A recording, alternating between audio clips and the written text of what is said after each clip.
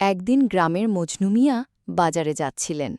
রোদ বেশ, তাই তিনি নিজের নতুন চশমা চোখে দিলেন। পথে হাঁটতে হাঁটতে হঠাৎ পকেট হাতড়ি দেখলেন চশমা নাই। আতঙ্কে চিৎকার শুরু করলেন, হায় আল্লাহ, আমার চশমা কে নিল রে! রাস্তার লোকজন দৌড়ে এলো, বলল, চাচা, কবে হারিয়েছেন? মজনু হাঁপাতে হাঁপাতে বললেন, এই তো, চোখে ছিল, এখন নাই।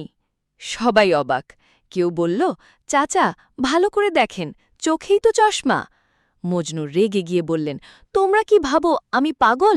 আমি তো চশমা ছাড়া কিছুই দেখতে পাচ্ছি না। এক ছেলে কাছে গিয়ে বলল, চাচা, আপনি যা দিয়ে আমাদের দেখছেন সেটাই চশমা।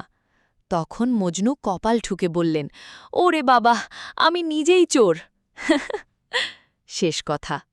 অনেক সময় আমরা যেটা খুঁজে বেড়াই সেটা আসলে আমাদের চোখের সামনেই থাকে, মজনু মিয়ার মতোই।